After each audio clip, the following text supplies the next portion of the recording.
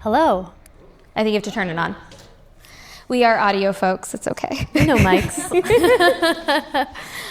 It's funny, when I was doing my little visualization exercises for this, I did visualize myself there.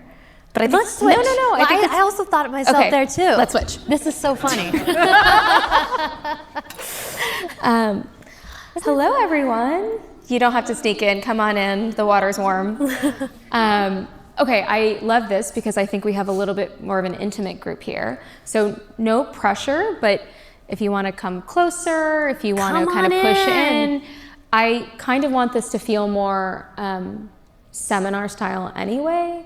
So there's some seats over here. No pressure, but if you want to come closer, you can. You don't have to if you don't want to, but we want this to feel like an intimate conversation. Yeah, you can interact, you know. Okay, I'll start by, we already got lovely intros, but what I wanted to say was that I run 30 for 30 podcasts at ESPN. If you're not familiar with that podcasting brand, we're essentially a kind of spin-off, offshoot of the 30 for 30 film brand. About 7 years ago, a group of really lovely and smart people at ESPN said, hey, we make these great documentaries. What if we did that in the podcasting space? And this brand was born. What I tell people is that if you love doc, if you love sports, if you love This American Life, if you love heavyweight, if you like shows like that, I think you'll really like what we do because it's narrative, it's not meant to be for super sports fans only, it's really for a generalist listener.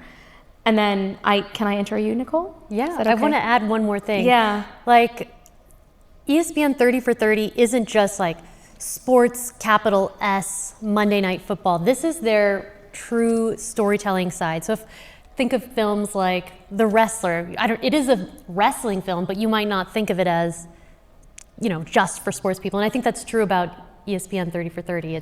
Yes. Like I said, I think actually a really strong comp for it is, funnily enough, This American Life. Even though every story happens to be about sports, there's usually something else that's going to pull you in.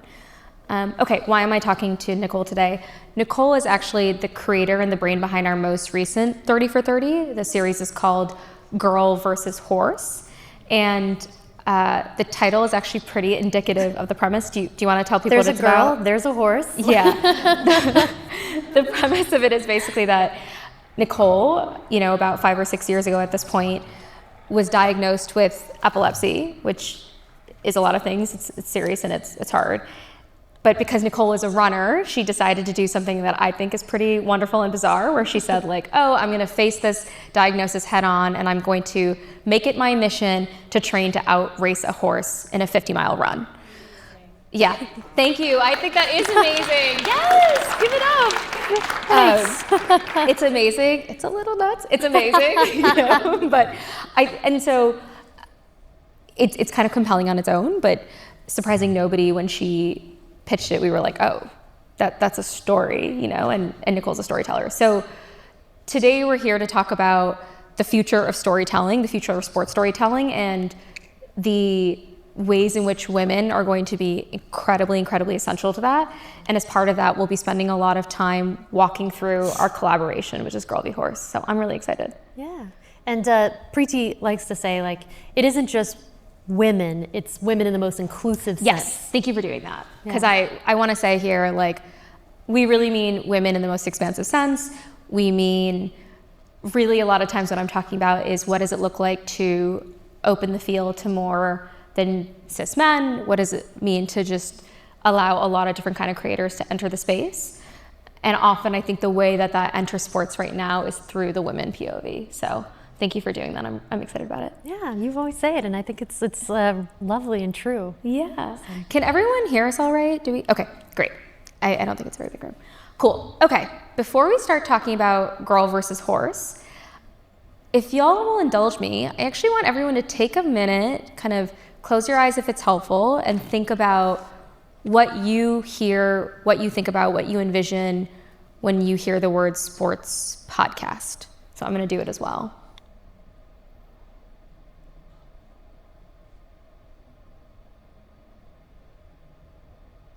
Okay, what are some things that come up for people? What do you think about when you hear the word sports podcast? Nostalgia. Okay, I love that. Nostalgia. What else? Post-championship kind of players breaking things down.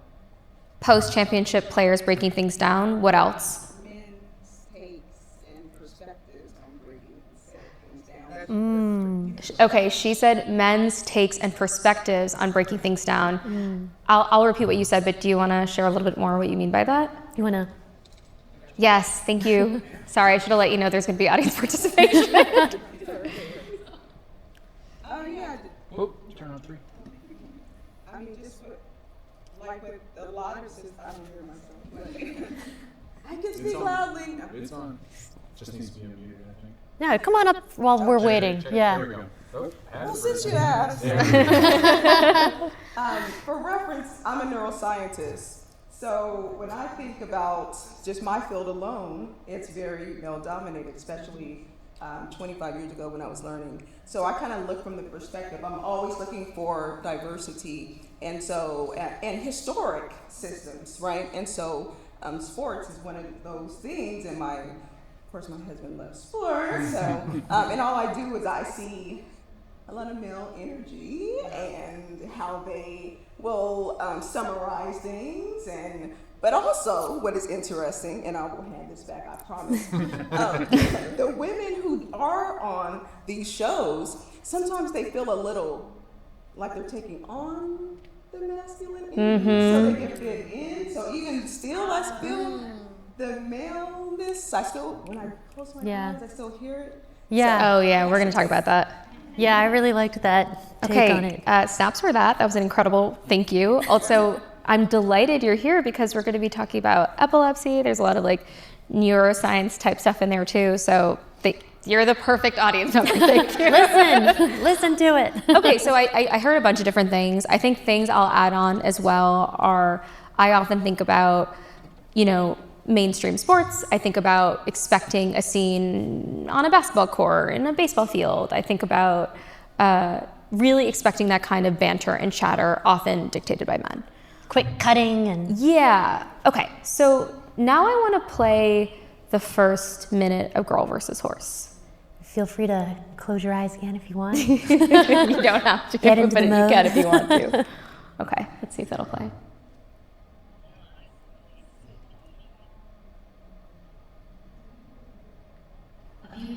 Okay, I'm gonna, just give me 1 second. I'm just gonna, Can you go to the beginning, if that's okay? yeah, I'm trying. Oh, it's you. Okay. Okay, let's do it one more time so it starts from the top. It's not, okay. I'm standing in the desert, the dry earth beneath me. A few delicate plants and grasses sway at my feet. In the distance, I hear a rumble. I can't quite see what's ahead, but the rumble starts to swell. And that is when I see them. Horses. Hundreds of them. As they draw closer, the grass is starting to bend under their hooves. They're powerful, unstoppable. And as the mountain of dust rises before the herd, it blocks them out of my sight. There's a strange stillness that just shivers over me. And in the silence, I hear a voice. This land is mine now. You cannot outrun me. Then the dust clears and they gore through. These wild horses just tower over me, destroying everything in their path. And if I don't move, I'm going to be next. Unless I outrun them. Okay. Yay, Nicole. Okay, so that's the first minute of the series. And I think in many ways it doesn't really line up with a lot of the things that we just discussed. Can you tell people what's happening, what's going on in that scene? So even though podcasts, we think of it as an audio medium, I think of it as a very visual medium, sort of like how books are very visual, only you're creating the visuals. So I wanted to give the audience a strong visual and emotional tone that they kept coming back to. So we end up kind of going into this sort of magical realism world that's a desert a number of times throughout the series at key emotional points. So I wanted to build that world to keep coming back to. So it would always be in the back of the audience's mind that they'd reference. And just so it sort of comes full circle for folks in the audience, like the desert world is kind of a symbolic magical realism place that represents your own mind. And the horses, I mean, it's your creation. No, you're absolutely right. It's very like, the series has a lot of metaphysical analogies without being heady. It still has a talking horse, you know, and it's sort of like The Alchemist or The Last Unicorn. It's got that kind of vibe that you dip into. And so seizures have to do with the brain, and the brain is kind of a funky, weird place. And a lot of weird stuff happens in there, like the way we perceive the world. And I wanted to work with that, not only in the sense that things are going wrong when you're having a seizure, like your brain is literally kind of creating these other worlds, but also what does that mean to you when like your own personal world is starting to crumble, and like the things that you know about yourself, like your own identity. What for me it was like, I was a runner, you know, I was a person whose body worked a certain way, whose brain worked a certain way. So when we go into that world, it's sort of like you're going into like this other version of yourself that you're sort of I don't want to say recentering, because it's a very unsettling place that we go to, but yeah. And it's interesting that instead of, I mean, you could have started on a run, right? You could have started racing in some format. You could have even started with literally experiencing a seizure, which could have been pretty intense, but instead you decided to start inside your own mind and in the representation of what your mind looks like as it potentially is experiencing a seizure.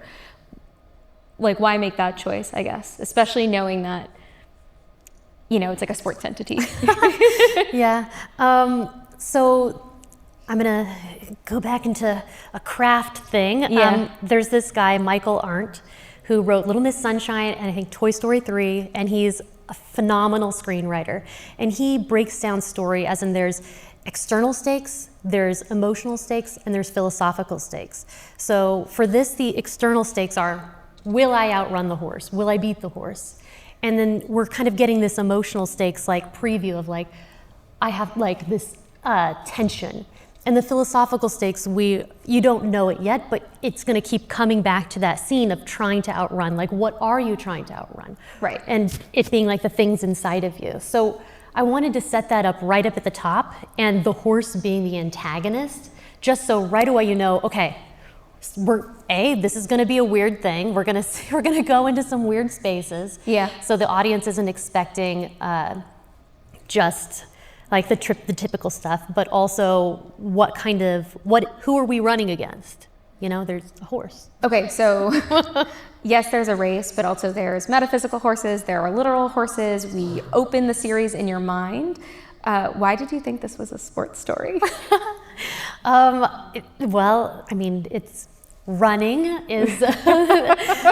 This is how she pitched us, by the way. She's like, there's a run. There's a run in the story. Does it count? Will ESPN buy it? Actually, it's interesting you say that, because I was talking with Marcia, my boss. Her boss, wonderful woman, and we were talking about sports right now and like what people are participating in. And she said, we were in a cafe and a little girl like walked up to like with her mom someplace, and she goes, see that girl? It's unlikely she's gonna maybe join like a football team or a basketball team, football, soccer. But she might engage with more like, more, I don't know, meditative type sports like yoga, like that's more of what the trend is. So interestingly enough, running is, a very popular sport, but it's growing. Yeah. Like since the pandemic, it's just been booming. I mean, it's always been like I believe the original first sport. Yes. But so that was what made me think of it that way.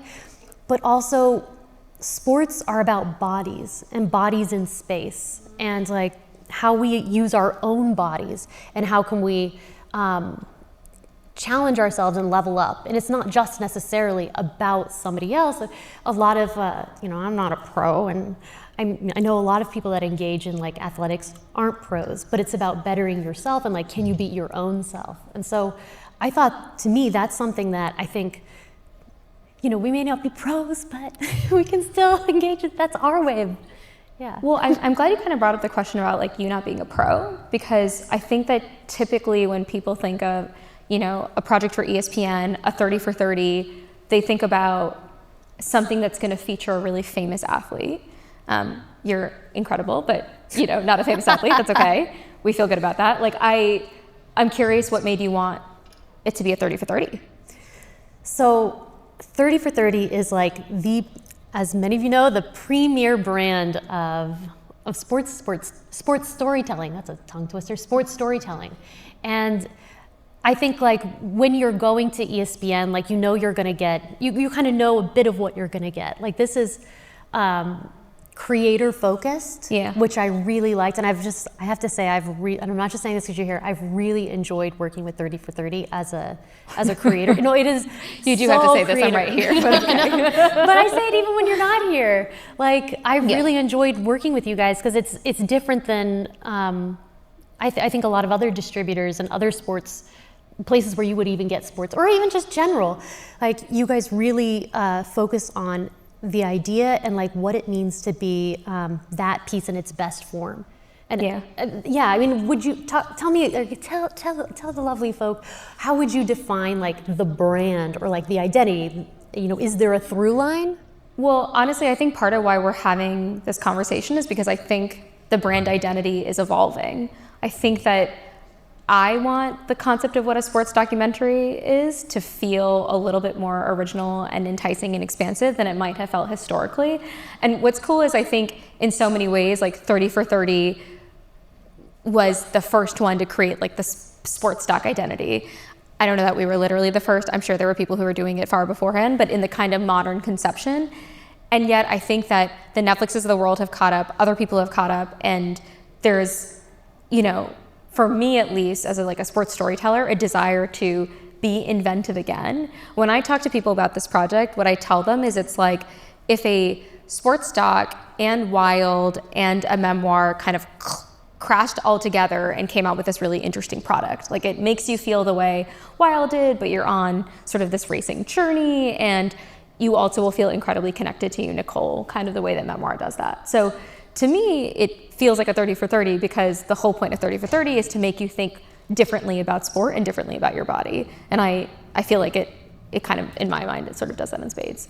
But I kind of want to hit on something that you said, which is just, earlier you were talking about sort of audio visual and how you really wanted to make this series feel really audio visual. You are a filmmaker by trade, but this ultimately turned into a podcast. I'm curious kind of why you said actually I want to do this in audio. Well, I think someone on the 30 for 30 team at one point told me about how memoir can be so intimate because it's in your ears, it's close to your face. It's not, it can be a communal thing, all of us communing here together, but it is often something you're kind of on your own listening to in these intimate spaces. And I really liked the idea of, we talk about a lot of, there's fun horse, exciting moments, but there's also a lot of really kind of, maybe not stuff I'd tell you of the first time I meet you. And it's nice to kind of have that kind of closed, intimate feeling that you get from audio. Yeah. And then the other reason was narratively, we can have 1,000 horses and a random voice coming out and you kind of envision that, where is that voice coming from? And later we do have an actual talking horse. And you get to decide in your own mind what that looks like. What does it feel like to be around a talking horse? Can you tell people what the talking horse is about? Because I think without context it doesn't make any sense at all. Yeah, okay, you're right. So each time I have a seizure or a seizure activity happens, we go into this desert landscape where we, I don't know, you kind of have a metaphor happening that's visual in that sort of The Alchemist's magical realism sort of space where things can be said that you may not, it comes across in a little bit more of a poetic way than, isn't it funny trying to describe your own work? Do you want Yes, me to take a please stab? do, Because I yeah. spent hours editing it? Okay, Yes. cool. I think what's interesting is that one question that the people who were making this podcast had over and over again, people who were sort of my predecessors, was what does a seizure sound like, right? Yeah, Like that's- because in so many ways, if you're not in the body of a person having a seizure, you are experiencing it pretty much completely visually, right? Like it's a very visual experience.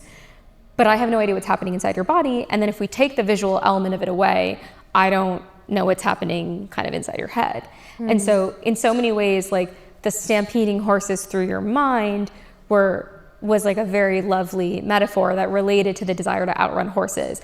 And if the horses are stampeding through your mind, that's kind of a seizure. But okay, we're getting a little bit in the weeds here. The thing I actually wanted to say about the talking horse is that you wanted to have a voice that kind of represented a different version of your inner voice so that you could be having conversations with yourself while the podcast was unfolding. And candidly, when I first saw a script with the talking horse, my immediate note was like, we need to get rid of the talking horse. I was like, it seems wild, it's not working. And then your team fought me really hard and I was won over. But, that's what I mean. It's like, I feel like part of why I love this project is because it pushed me. And I don't want to jump there just yet, but we will pretty quickly talk about how, like, not only is this project so reflective of your DNA, it's so reflective of like not to be too reductive, but I just feel like only a woman could have made this. You know what I mean? There's something so, like, only Nicole Teeny could have made this thing, but also only a group of really incredible women could have made this thing. And in so many ways, even like the voice of the horse is this really, like kind of femme voice that's coming through. And ultimately, like, even though I was sort of skeptical at first, I think that the textural choices are super interesting.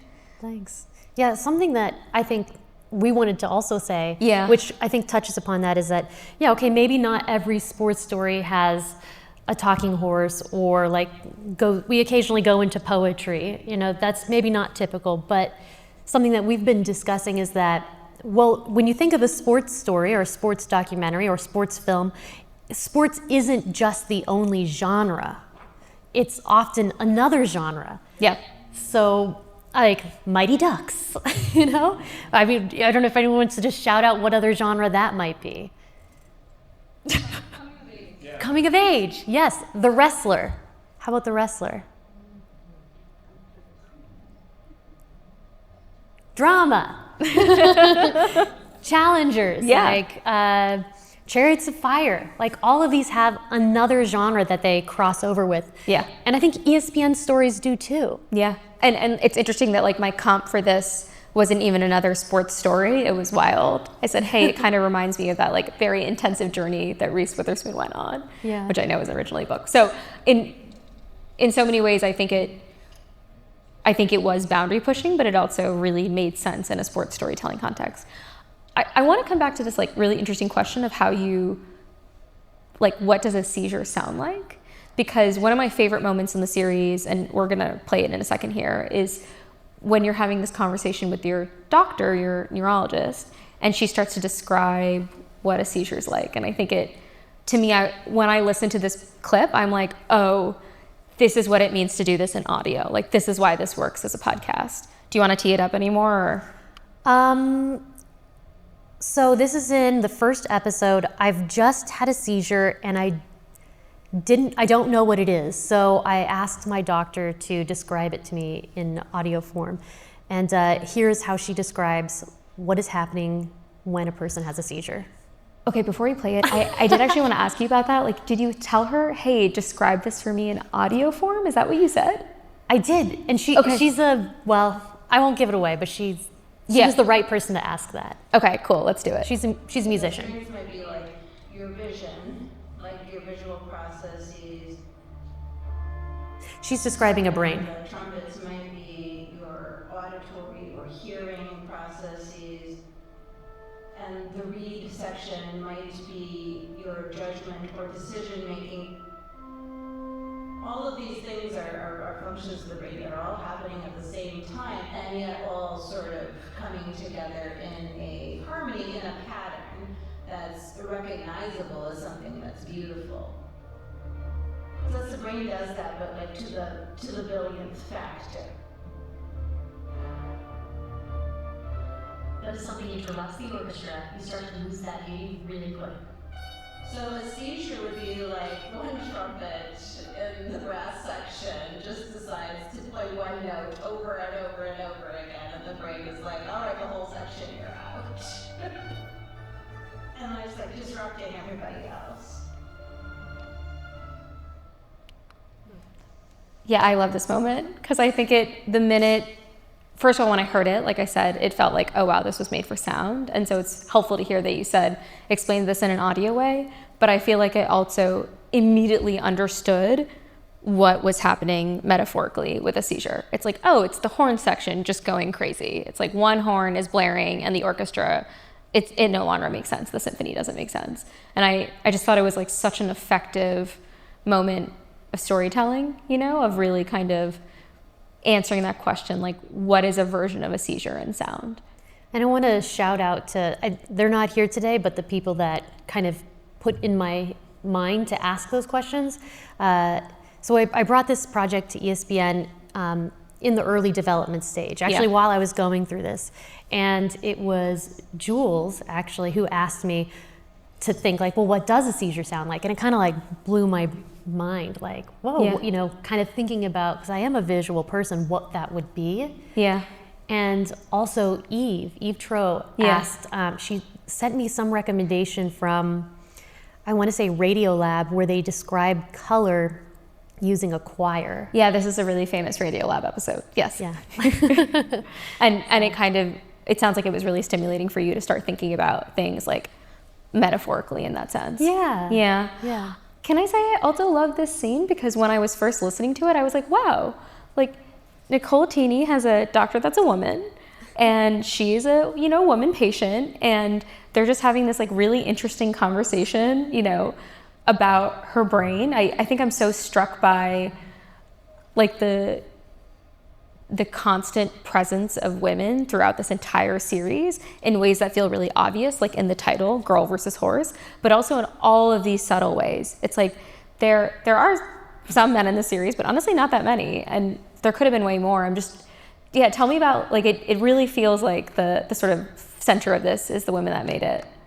Yeah, I mean, my dad's in it, but he's like maybe one of the few men, and it wasn't necessarily, I mean, talking about what you were saying, wasn't necessarily intentional to be like, oh, men aren't included. It's just the people in my life at that moment were women, and it was natural to include them.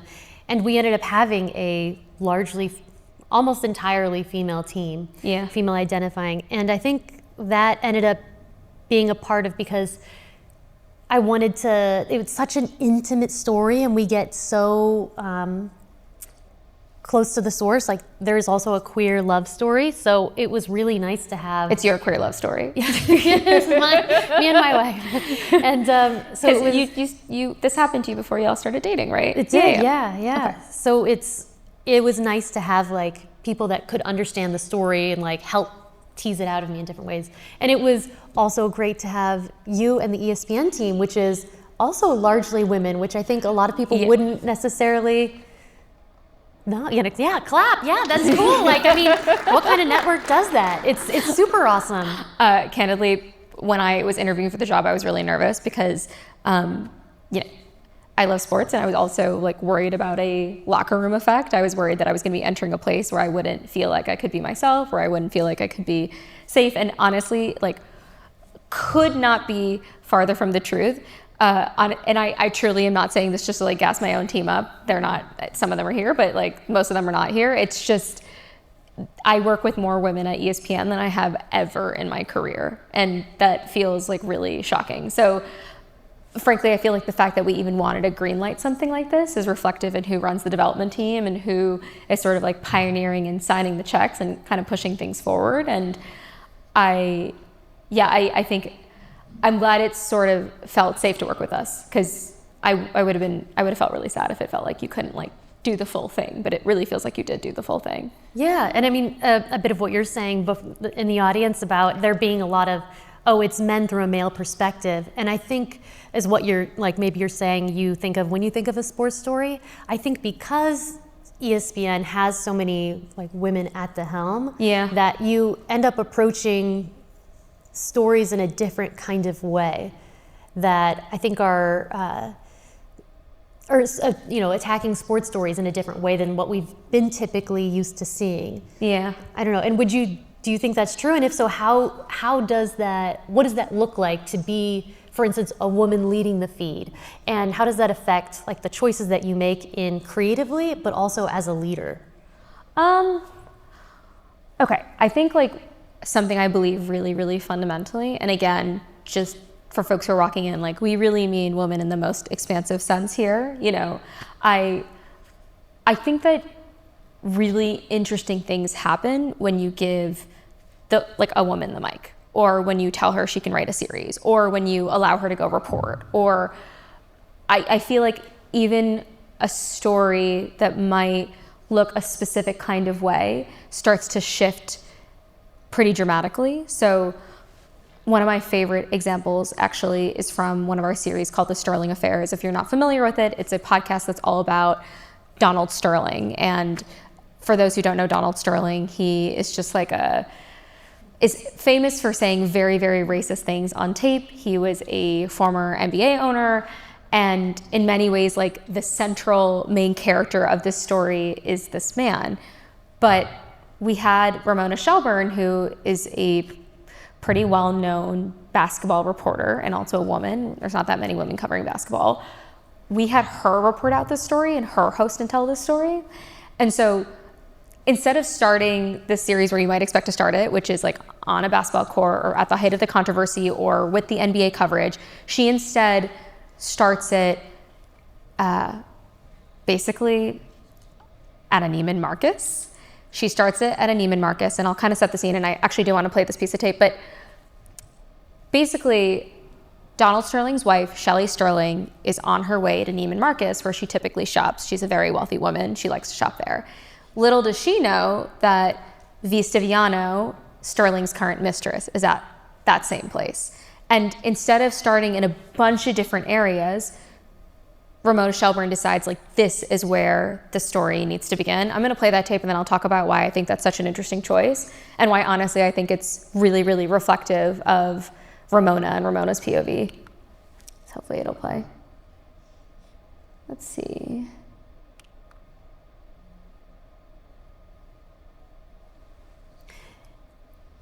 And okay, perfect. For Shelley, it should have been, would have been, just a jaunt down rodeo drive to return some wildly expensive clothes. But unbeknownst to her, her husband was also at Neiman Marcus that day, with a woman 49 years his junior, named V. Stiviano. She wasn't the first mistress, not even close. But V was something different.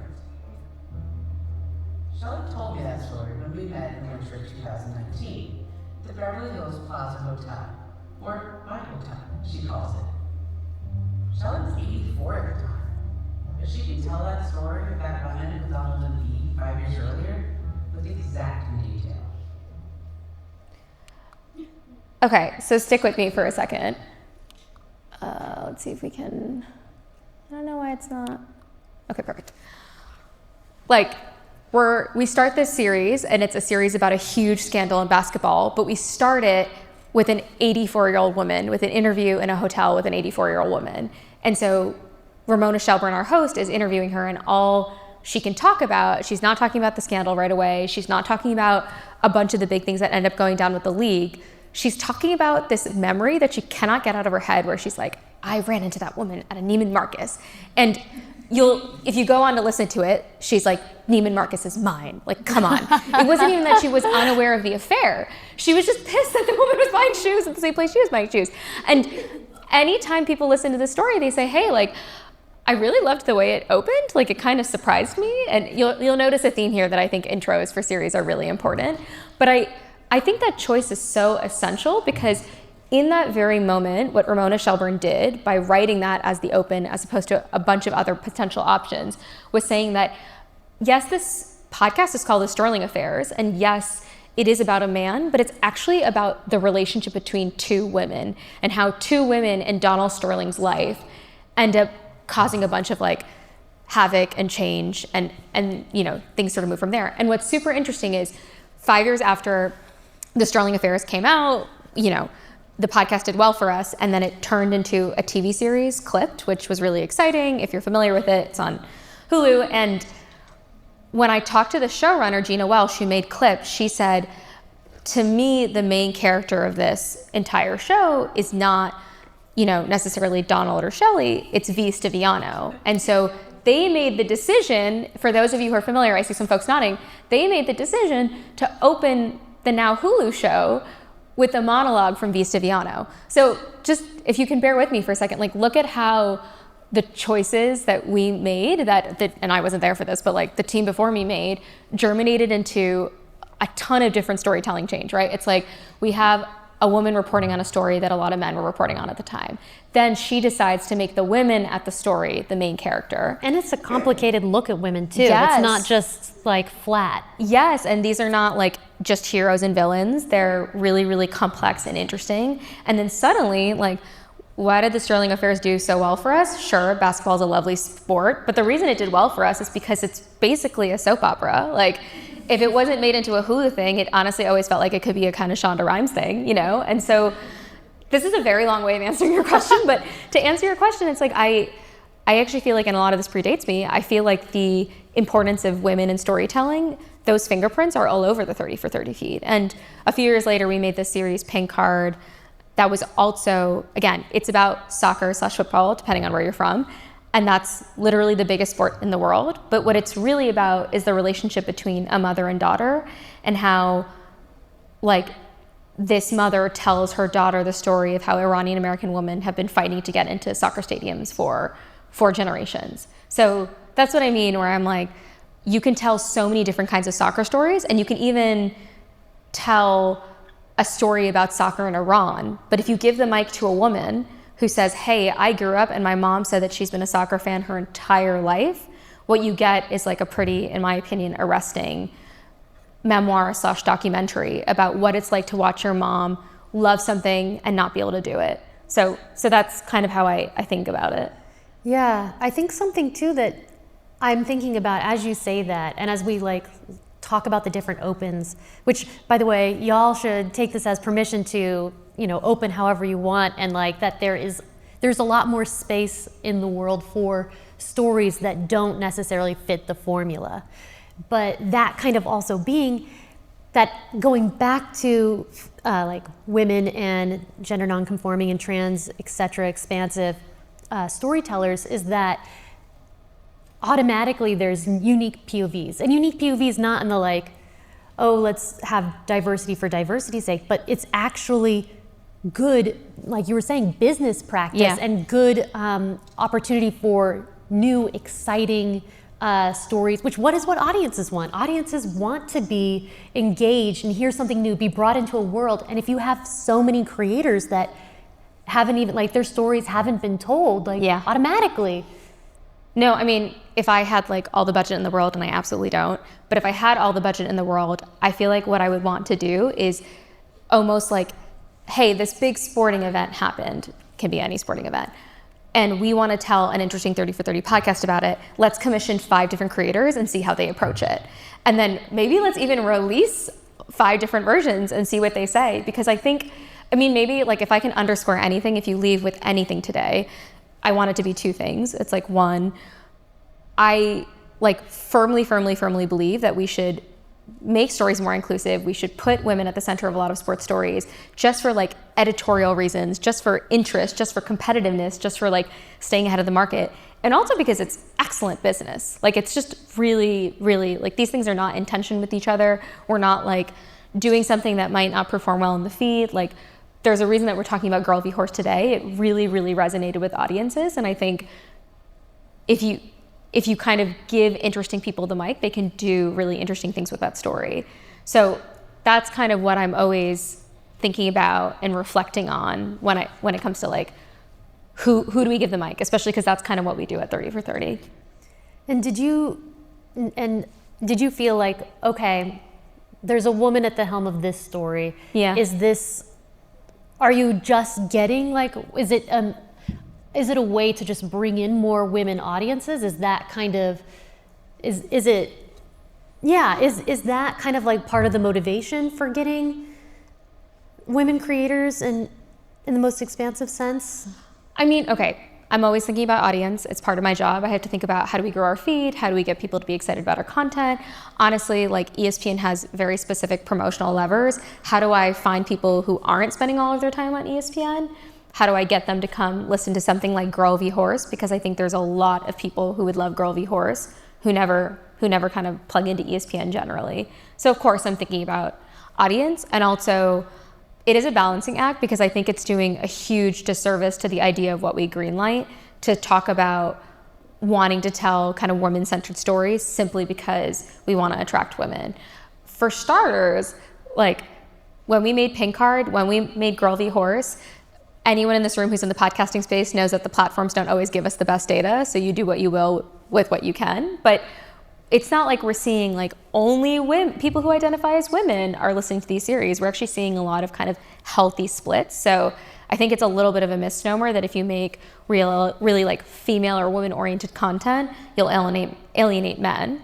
And then the other thing I wanted to say is that that's not only true at ESPN. Our like lovely friends over at iHeart who started the Women's Sports Radio Network, one of their flagship shows, Good Game by Sarah Spain, who was also a former ESPNer, apparently like her feed, which is very, very focused on trying to bring about and like elevate women's sports, has a true 50-50 gender like demo breakdown. So I hope that like is just a reminder that, yeah, of course, I'm always going to say, yeah, like Girl v. Horse centers a woman. There's a queer love story. Like she's incredible and Arab American. Like I'm hoping that those stories resonate with those communities, but no, it's not just for them. And we'd make it anyway, you know? Women listen to men's stories, you know? I mean, we're just what people. Am I doing here at ESPN? It's like I'm listening to a lot of men's stories, you know? So it's just good, like stories are stories, and that's what you connect with. You connect with a character, you know? And that's sort of when we think about some of the stories that we like that are not just at ESPN, but all over, like the books, the movies, etc., it all comes down to a strong character that you identify with. Yeah. In my opinion, how I approach or what I like about stories. And it's always interesting when you're let into this other world that you wouldn't get to go otherwise. Yeah. And whether that be like another culture or a different job, there's so many different ways that can happen. And like we were saying, like one of the easy ins is there just hasn't been as many stories that are from women's perspective and queer folks' perspective. So it's like, hey, there's a dearth there. Yeah, and honestly, it's like, frankly, for me, it's how I stay competitive.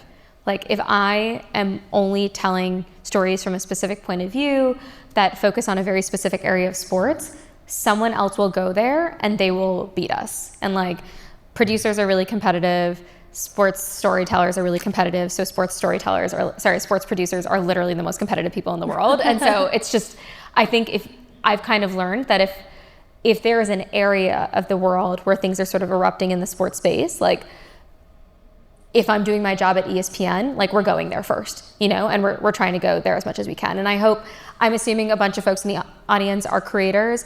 Like I hope that if you ever feel like you are pitching something that is more identity-based and more identity-oriented, that you can, of course, speak to the executives in the room about how this particular project will really land with that demo, and will because it like, come on, I'm a proud queer woman of color, and I loved listening to this content. It made me like feel really seen. And at the same time, I hope you don't feel like limited to making that argument, because it's not doing your project, you know, a service. And it's honestly, if the executives don't kind of gently call you out on it and say, hey, actually, we think this is just incredible content and will land with our larger demo, I don't really think they're doing their job either. So that's kind of how I see it. And how is that like, I guess, approaching the slate that you have, yeah, and the way that you're curating that and the way that you're growing those creators and those stories? And I do also want to know how it affects your leadership. Okay, question one. Sorry, I have a lot of questions. No. I think, okay, so I want to honor the bones of where 30 for 30 came from. I'm really, like, there's a reason we threw it up on the screen. I'm really, really proud of the Sterling Affairs and Pink Card, and I had nothing to do with them. So it's part of why I applied for the job. But I think I also want us to continue to be really, really, really innovative and ambitious, and sort of in the spirit of saying, hey, if I think the future of sports storytelling lies in women, lies in voices that don't often get to be at the table, how do I go find those folks? And so something we started to do at 30 for 30 is we, to the degree that we can, I really try to have an open door policy with any creator who is interested in pitching us.